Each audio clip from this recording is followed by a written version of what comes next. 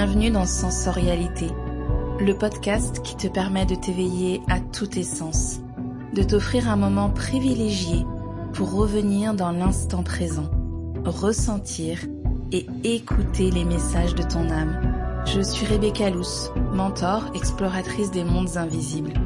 Chaque semaine, je t'invite à un temps rituel, guidance, introspection, inspiration et connexion seront les mots magiques pour mieux te connaître et redonner les pleins pouvoirs à ton énergie féminine, celle qui sait, ressent et perçoit.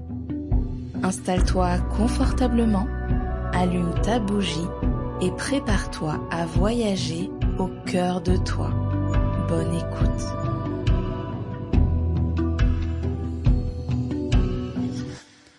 Tout fout le camp. Et je dirais que le message principal, c'est de remercier ce qui est en train de s'effondrer et de ne pas essayer d'en refaire autre chose. Je m'explique et je te partage des petites choses que, voilà, c'est des petites choses, c'est pas, mais c'est une accumulation de petites choses du quotidien qui m'ont fait avoir cette prise de conscience et que j'ai mise aussi en lien la semaine dernière avec quelques personnes que j'ai eues en guidance. Alors, je t'avais dit dans la guidance du mois de novembre que ce mois-ci, on serait extrêmement accompagnés et vraiment, je l'ai dit aux personnes que j'ai eues là en séance de guidance, c'est comme si j'avais l'impression que vos guides me mettaient une main sur l'épaule et qu'ils étaient vraiment comme collés à vous.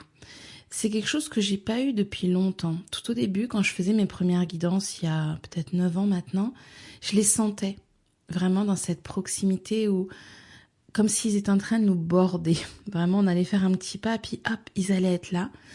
Et puis, je l'ai déjà dit, mais peut-être que tu n'as jamais entendu ou que tu arrives aujourd'hui sur ce podcast.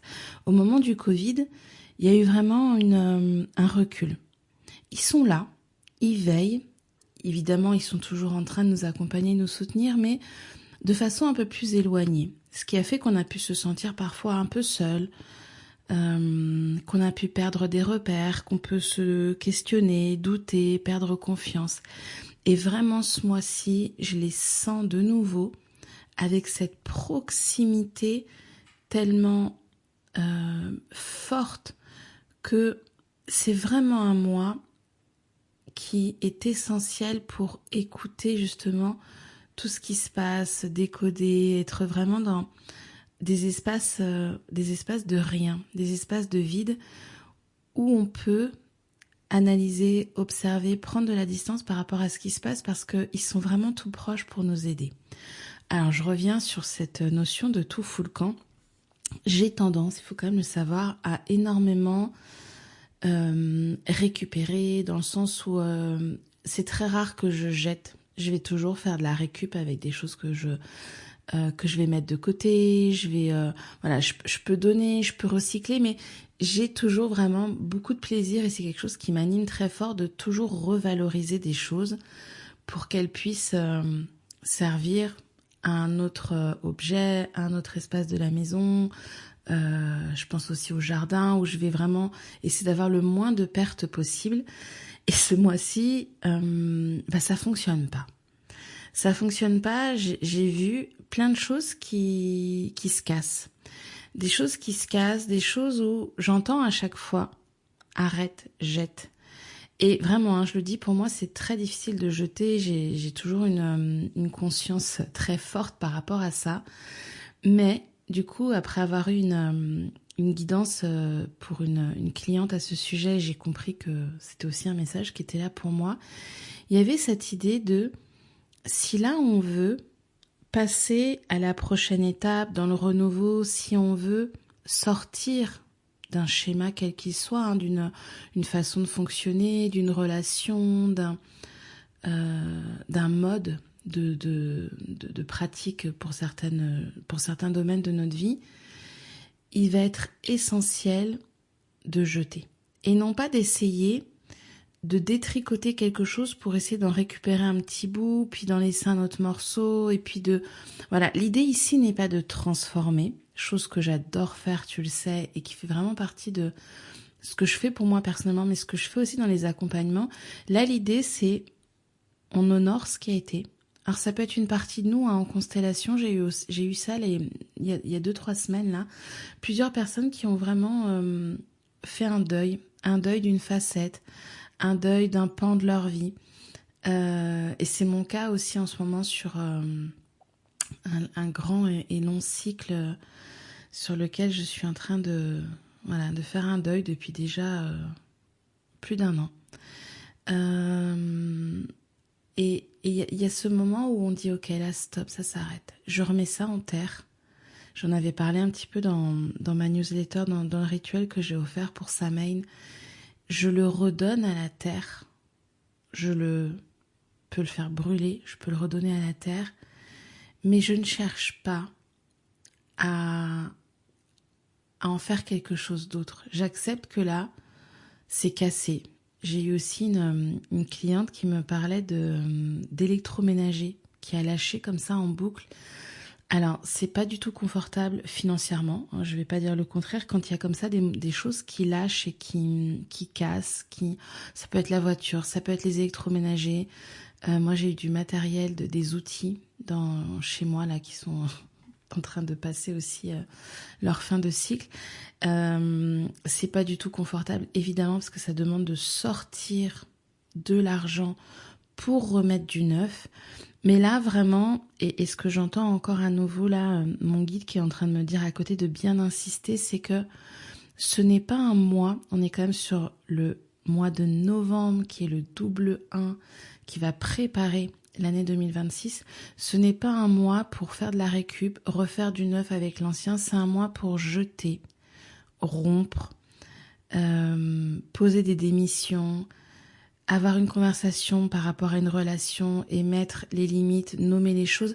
Il y a quelque chose de très franc, il y a quelque chose de très net. En fait, on coupe net, on n'essaye pas de mettre des fioritures autour ou d'arrondir les angles. Voilà, c'est ça, on n'essaye pas d'arrondir les angles, chose que je sais extrêmement bien faire, hein, si là je reviens à moi. Mais il y a cette idée on passe directement d'un état à un autre. On dit au revoir à cet ancien état, on le remercie. Je te conseille vraiment très fortement de t'offrir un temps rituel pour marquer, symboliser avec ce qui te parle. Avec l'idée de ce temps rituel, c'est pas d'aller demander à quelqu'un qu'est-ce que tu pourrais faire, c'est toi dans l'instant là, qu'est-ce qui te parle tout de suite par rapport à ce que tu es en train de mettre en clôture, à ce que tu es en train de fermer, à ce que tu es en train de laisser aller. Il y a vraiment, voilà, on laisse l'ancien de côté, on lui dit bye bye, on le remercie et on accueille le nouveau qui arrive.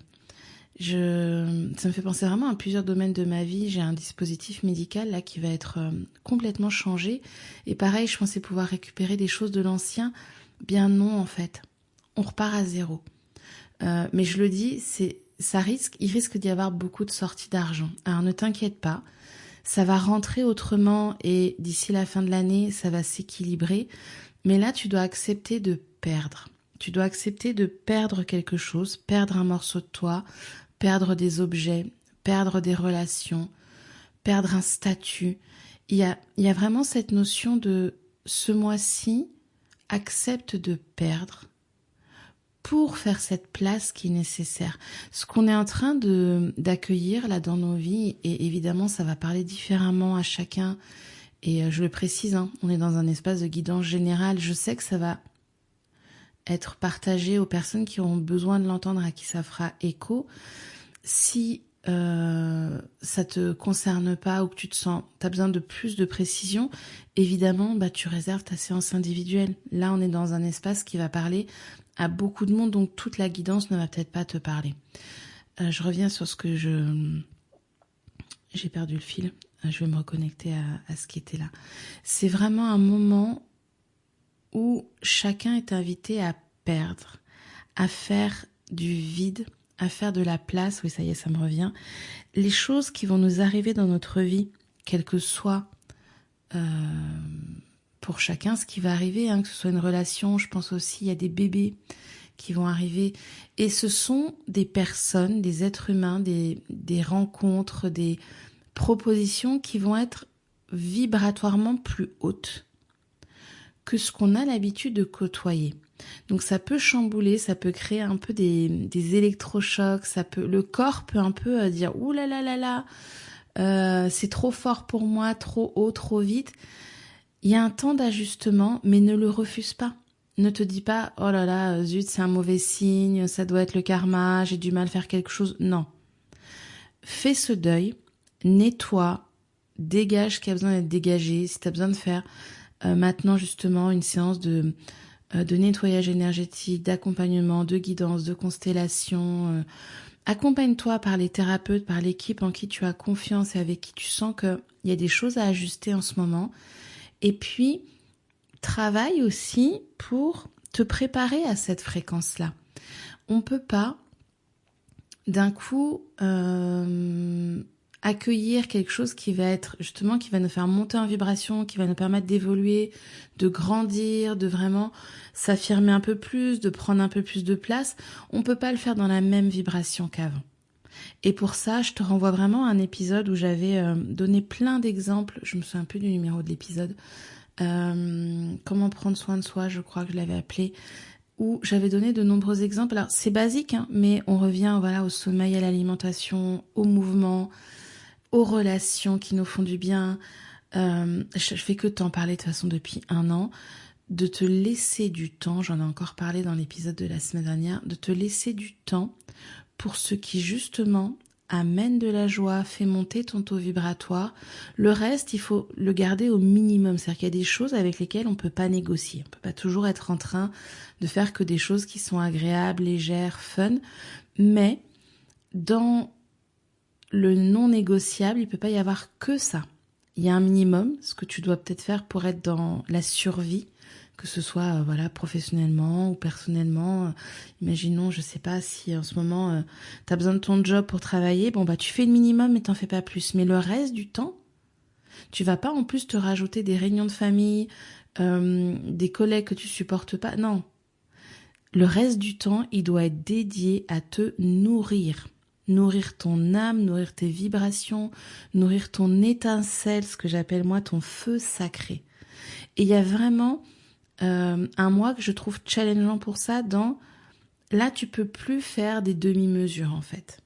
C'est le mois où, ok, on va te laisser faire ce qui est un petit peu la base, le minimum syndical pour rester là sur Terre et faire ce que ta part humaine, ancrée et terrestre a besoin de faire pour vivre. Mais t'es aussi venu pour autre chose. T'es aussi venu, et chacun de nous, il y a pas de toi et pas moi, ou moi et pas toi, chacun de nous est venu ici et a une place, a un rôle, a des choses à donner. Chacun de nous est venu contacter ce qu'il a de beau en lui pour le partager. Si tu n'y es pas encore, je l'avais vraiment dit, cette année 2025, c'est une année pour se rencontrer, se reconnaître, se retrouver, savoir qui tu es, faire vraiment des espaces des retraites, des accompagnements, des coachings, des psychothérapies, que sais-je, pour savoir qui tu es. Parce que maintenant, on va te dire, ok, maintenant tu sais qui tu es, tu sais ce que tu as dans ta besace, tu sais ce que tu as comme ressources à l'intérieur de toi, et bien maintenant, partage-les. Si tu as tout ça dans cette besace et que ça reste à prendre la moisissure et ça se remplit de toiles d'araignée, ça ne sert à rien. Ça ne sert à rien de remplir encore des sacs et des sacs et des sacs avec plein de choses à l'intérieur. Utilise ce que toi tu as de façon, je dirais, facile, infinie. C'est comme si, quand tu te connectes à ce truc à l'intérieur de toi, ce que j'appelle ta magie, cette singularité, cette unicité, ce qui te définit en tant qu'être. Quand tu goûtes à ça, mais ça se réalimente automatiquement parce que toi-même tu le nourris. Et comme ça en déborde, tu peux le donner aux autres. Voilà, je pense que je vais pas faire plus long, mais en tout cas il y avait vraiment ce message que je voulais te passer parce que ça a été très clair pour moi. Ça fait un petit moment que je tourne autour et il y a une guidance, c'est toujours le cas, les guidances, il y a toujours des petits messages comme ça qui viennent aussi créer des fulgurances pour moi. C'est un mois où on ne négocie pas avec ce que l'on enlève. On enlève et on arrête de rechigner dessus. Oui, non, mais un petit peu, je garde ça comme si je triais mon petit morceau là. Non, j'enlève tout le morceau et j'accepte que ça part. Ça s'en va. Ça va repartir dans un nouveau cycle de toute façon. Mais moi, je ne cherche pas, je ne mets pas d'énergie supplémentaire à essayer de le recycler, de faire déjà du tri, d'en conserver un petit peu. Non, je l'enlève complètement. Donc regarde toi dans ta vie, les domaines, les espaces, les situations dans lesquelles tu vois bien qu'il y a des choses sur lesquelles justement tu essayes de faire un peu ce recyclage. Et clairement, offre-toi un temps rituel pour, si jamais tu as du mal, c'est vraiment des choses moi que j'aime vous proposer en guidance par exemple. Donc si tu sens que tu vois bien mais tu dis ouais je suis pas très sûre, ben prends une guidance en fait. Et puis il reste encore quelques créneaux, je crois qu'il n'y en a plus beaucoup là pour la fin du mois de novembre, mais voilà, s'il y en a une pour toi, ben fonce et puis réserve ta guidance. T'offrir un temps rituel pour clôturer ce chapitre et laisser la place pour ce qui est en train d'arriver. Ça va arriver dès le mois prochain, puis janvier, voilà, ça va vraiment commencer. Mais déjà, entre le 15 et le 20 décembre, on va commencer à sentir que ça arrive.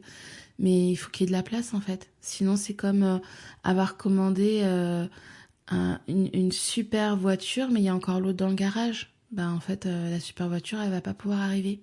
Ça pourra pas rentrer. Donc, on n'attend pas que la voiture soit là pour faire le tri. On fait le tri, on clean le garage, on nettoie les sols, on l'agrandit si jamais la voiture est plus grande que celle d'avant. On prépare l'espace et ça va arriver tout seul. Ça va sonner à ta porte avec un beau ruban dessus. Mais fais le job d'abord de nettoyer ce qui reste à nettoyer. Et je l'ai dit, hein, ceux qui ont encore des choses à nettoyer, bah ça bouscule. Donc là, c'est pas le moment de se dire ouais, non, un peu plus tard. Mets le temps, mets le budget, mets l'énergie là-dessus parce que de toute façon, ça va te poursuivre en fait. Donc là, vraiment, fin d'année, c'est le moment. Voilà, je m'arrête là pour aujourd'hui. C'était un partage spontané, j'espère pas trop déstructuré, où vraiment j'étais entre moi, mes compréhensions, puis la guidance. Si ça peut parler à quelqu'un, surtout, partage-lui, parce qu'en ce moment, on a besoin d'être guidé, on a besoin d'être accompagné, éclairé. C'est un moment quand même qui nous plonge dans pas mal d'incertitudes et toute petite lueur est bonne à prendre. Je te remercie et je te dis à très bientôt pour un nouvel épisode.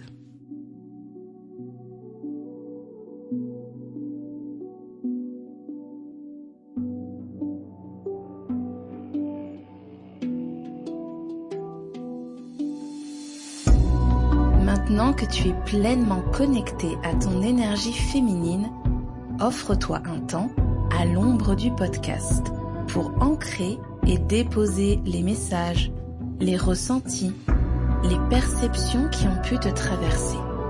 Si tu as apprécié ce moment, je t'invite à faire briller sensorialité avec des étoiles, des petits mots doux sur ta plateforme d'écoute préférée ou sur Instagram, et à le partager à une personne chère qui pourrait elle aussi profiter de ce précieux rituel.